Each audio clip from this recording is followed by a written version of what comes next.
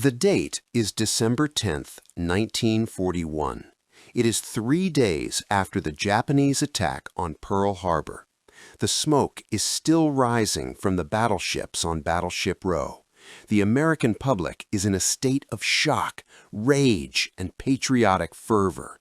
Young men are lining up around the block at recruiting stations, eager to fight.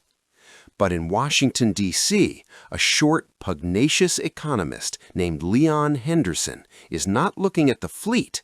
He is looking at a ledger. And what he sees terrifies him more than the Japanese Zeros. Henderson is the head of the Office of Price Administration. He knows a secret that the public does not. He knows that the Japanese attack on Pearl Harbor was a distraction. The real target was not the battleships. The real target was the trees. At that moment, the United States of America, the world's greatest industrial power, ran on rubber. Every car, every truck, every tank, and every airplane needed it. But here was the catastrophic math. 97% of the world's natural rubber supply came from Southeast Asia, specifically Malaya and the Dutch East Indies. And the Japanese Imperial Army was seizing those plantations at lightning speed. Henderson did the math on a notepad. The U.S. military had a stockpile of roughly 600,000 tons of rubber. A single battleship required 20,000 rubber parts. A medium tank required nearly a ton of rubber for its tread blocks and road wheels. A B-17 bomber required half a ton. Based on the burn rate of a global war, the United States would run out of rubber in less than 12 months. If the rubber ran out, the war was over. It wouldn't matter how much steel or oil America had. The trucks would stop delivering food. The tanks would throw their tracks and become stationary pillboxes. The airplanes would be unable to land without bursting into flames on the runway. The economy would collapse, and the arsenal of democracy would rust in the driveway. So, on that cold December day, Leon Henderson did something that made him the most hated man in America. He didn't ask Congress. He didn't ask the public. He issued a decree. He made it illegal to buy a tire. He froze the sale of all new civilian tires in the United States. He banned the sale of cars. He eventually instituted a national speed limit of 35 miles per hour, not to save gas, but to save the rubber on the tires people already had. It was a draconian shock to the American system. It was the first time the reality of total war hit the average family. They could not drive to church. They could not drive to work. Their freedom of movement was canceled by a bureaucrat with a cigar. But Henderson's ban was just a tourniquet. It was a desperate attempt to stop the bleeding. It bought the country time, perhaps a year. The question remains, what happens when the year is up? How do you fight a mechanized war when your enemy controls the source of the wheels? How did the United States take a material that grew on trees in the tropics and figure out how to brew it in a factory in Ohio? This is the story of the greatest chemistry experiment in history. It is the story of how America built an entire synthetic industry from scratch in 18 months, turning alcohol and oil into the muscle of the Allied advance. To understand the panic of 1942, you have to understand the material itself. Rubber is a miracle substance. It is elastic, airtight, waterproof, and shock absorbent. In 1941, there was no substitute. The entire American way of life was built on the pneumatic tire. The suburbs, the trucking industry, the commute, it all depended on the sap of the Hevea brasiliensis tree. The Japanese war plan was brilliant in its economic ruthlessness. They didn't just want territory, they wanted to choke the Allied supply chain. Within 3 months of Pearl Harbor, Japan controlled the rubber, they controlled the tin, they controlled the quinine. They had placed a tourniquet on the American economy and were waiting for gangrene to set in. Leon Henderson became the face of the scarcity. He was a colorful character, often photographed with a half-smoked cigar, looking disheveled and angry. He received death threats. People slashed the tires of his car. He was accused of being a fascist dictator for telling Americans they couldn't drive. When the government instituted gas rationing, the public was confused. "We have plenty of oil," they said. "Why can't we buy gas?" Henderson had to explain the grim reality. "We ration the gas to stop you from driving, because every mile you drive grinds microscopic layers of rubber off your tires, and we cannot replace that rubber." The national speed limit of 35 miles per hour became known as the victory speed. If you drove 60 miles per hour, you were helping Hitler. But conservation wasn't enough. You cannot conserve your way to victory in a world war. You have to produce. The government launched a massive scrap drive. "Get in the scrap" was the slogan. President Roosevelt asked Americans to turn in their rubber floor mats, their garden hoses, their rain boots, and their old tires. The response was patriotic and overwhelming. Americans piled millions of tons of old rubber at gas stations. But there was a problem. Rubber is not like aluminum. You can melt down a beer can and make an airplane wing, and the metal is just as strong. But rubber is a one-way street. Once rubber is vulcanized, heated with sulfur to make it hard, you cannot turn it back into virgin rubber. Recycled rubber, reclaim, is weak. It's brittle. It has no heat resistance. You can use it to make a doormat or a shoe heel, but if you put a tread made of recycled garden hoses on a Sherman tank in the deserts of North Africa, it will disintegrate in 10 miles. The military rejected the scrap rubber. It was useless for combat. The only solution was alchemy. The United States needed to create rubber that didn't exist in nature. They needed synthetic rubber. The Germans were already doing it. German scientists at IG Farben had invented a substance called Buna-S, butadiene natrium styrene. It wasn't as good as natural rubber, but it worked. It kept the Wehrmacht rolling. The United States had virtually zero synthetic rubber capacity. In 1941, the U.S. produced less than 8,000 tons of experimental synthetic rubber. To win the war, they needed 800,000 tons a year. They needed to scale up production by 10,000% instantly. This was the rubber crisis. It was debated in Congress with the same ferocity as the invasion of Europe. It pitted the agricultural lobby against the oil lobby. To make synthetic rubber, specifically the American version, designated GRS, or Government Rubber Styrene, you need two primary ingredients, butadiene and styrene. Butadiene is a gas. You can make it from two sources. You can distill it from petroleum, oil, or you can distill it from ethanol, grain alcohol. This sparked a political civil war in the middle of a shooting war. The farm bloc in Congress wanted the rubber to be made from corn and wheat. They argued it was renewable and would help the farmers. The oil men, Standard Oil, Phillips Petroleum, argued that making it from oil was faster and more efficient, utilizing the byproducts of high-octane aviation fuel production. While the politicians argued, the stockpile dwindled.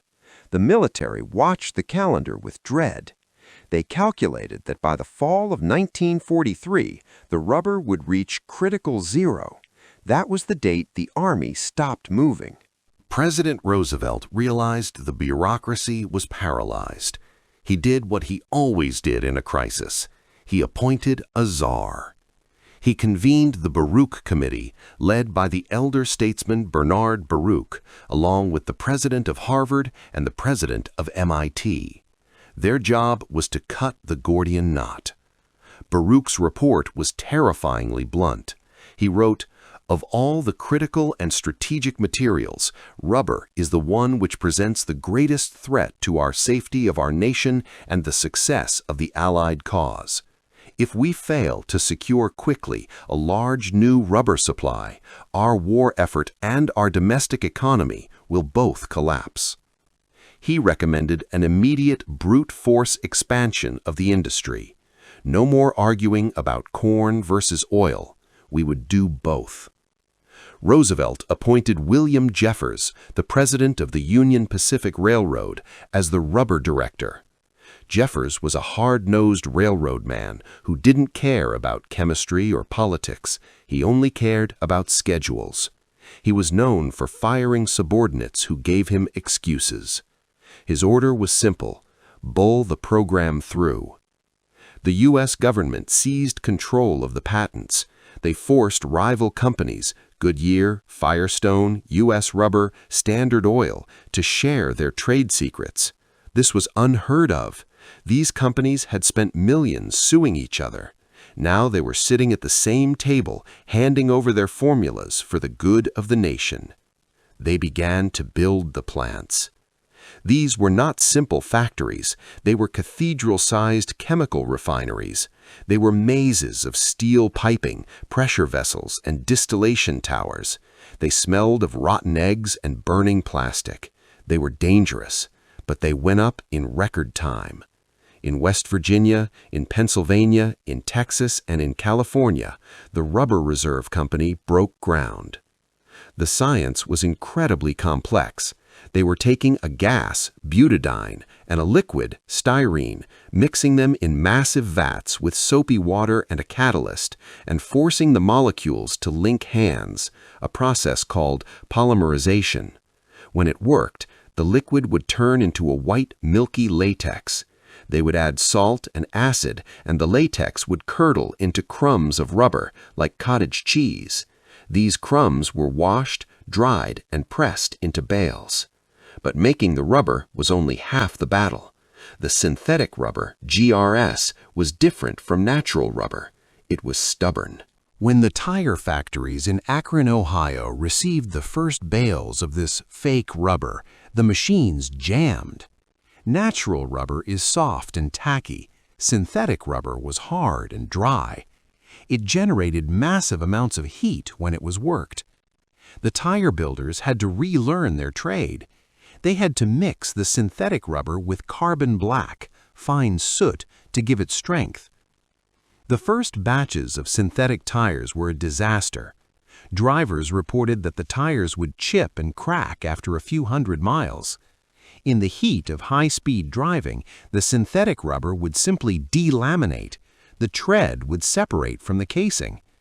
This was a lethal problem for the military.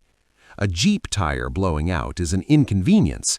A tire in a P-47 Thunderbolt landing at 100 miles per hour blowing out is a catastrophe. The chemists went back to the drawing board. They tweaked the formula. They adjusted the temperature of the polymerization. They realized that the recipe for the rubber had to be followed with the precision of a pharmaceutical drug, not a bulk chemical. But the biggest breakthrough came from the textile industry. Tires are not just rubber, they are rubber wrapped around a fabric carcass. For decades, that fabric was cotton. The American South provided the cotton, and the tire companies used it. But the scientists discovered that cotton fibers trapped heat. Natural rubber could tolerate this heat. Synthetic rubber could not. The heat generated by the friction of the synthetic rubber against the road was cooking the cotton cords, causing the tire to blow out. They needed a new material. They needed rayon.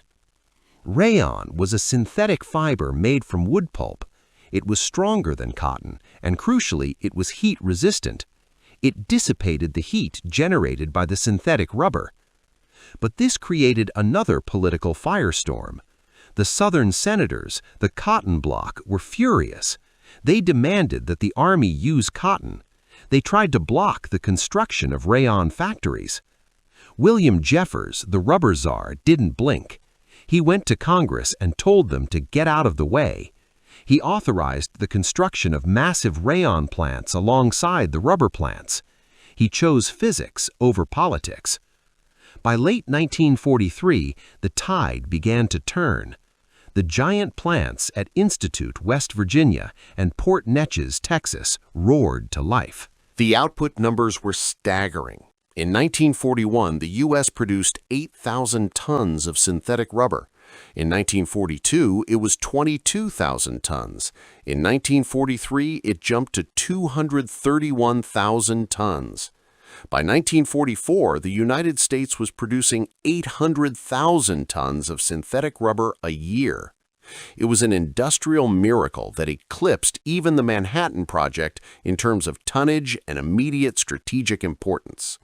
The Manhattan Project built 3 cities to make a few kilograms of explosive. The Rubber Project built 50 factories to make nearly 1 million tons of product. In 2 years, the United States had built an industry from zero that was larger than the entire global natural rubber industry had been before the war. Leon Henderson, the man who banned the tires, had been pushed out of office by 1943. The public hatred for his rationing programs had made him a political liability for Roosevelt. He resigned, exhausted and vilified, but his ban had worked. The victory speed limits and the tire rationing had preserved the natural rubber stockpile just long enough. The nation had held its breath for 18 months, surviving on the rubber it had on the shelves until the synthetic plants could come online and let the country exhale. By D-Day in June 1944, the Allied war machine was rolling on synthetic rubber. The tires on the GMC trucks that supplied Patton's army? Synthetic.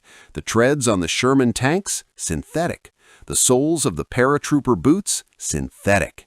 The gaskets that sealed the engines of the B-29 Superfortress? Synthetic. The Japanese strategy had failed. They had successfully captured the trees, but they had underestimated the laboratories. They believed that by cutting off the natural resource, they could strangle the American economy. They didn't count on the ability of a capitalist democracy to centrally plan a new industry and then execute it with the speed of a dictatorship. There was a hidden irony in the victory. The Japanese, sitting on millions of tons of natural rubber in Malaya, couldn't move it. Their merchant fleet was being decimated by American submarines. They had all the rubber in the world, but they couldn't get it to their factories in Tokyo. Meanwhile, the Americans, with no trees, had all the rubber they needed, brewed from the oil fields of Texas and the cornfields of Iowa. The legacy of the rubber crisis is still with us today. Look at the tires on your car. They are not made of tree sap. They are complex composites of synthetic polymers, steel, and fabric. The industry born in the panic of 1942 became the standard for the modern world. The GR rubber, now called styrene butadiene rubber, or SBR, is the most common synthetic rubber in the world. It is in your tires, your shoe soles, and your conveyor belts. The frantic, hated bureaucracy of Leon Henderson left another legacy: the realization that in a total war, the consumer economy is a weapon. By denying the American family a Sunday drive, Henderson saved the rubber that carried the infantry to Berlin. It proved that the front line wasn't just in Normandy or Iwo Jima. The front line was in the garage of every American home, where a bald tire was a badge of honor and a bicycle was a patriotic vehicle. The Axis powers bet that the soft, luxury-addicted Americans would not give up their cars. They bet that the political pressure would force the government to waste the stockpile. But they were wrong. The Americans walked. They carpooled, and they drove at 35 miles per hour so that the army could drive at full speed. One man made the ban, 1,000 scientists made the substitute, and a nation kept rolling. If you enjoyed this deep dive into the hidden logistics of World War II, hit that subscribe button. Click on this to watch our next video. You don't want to miss it. This is the World War II Archives.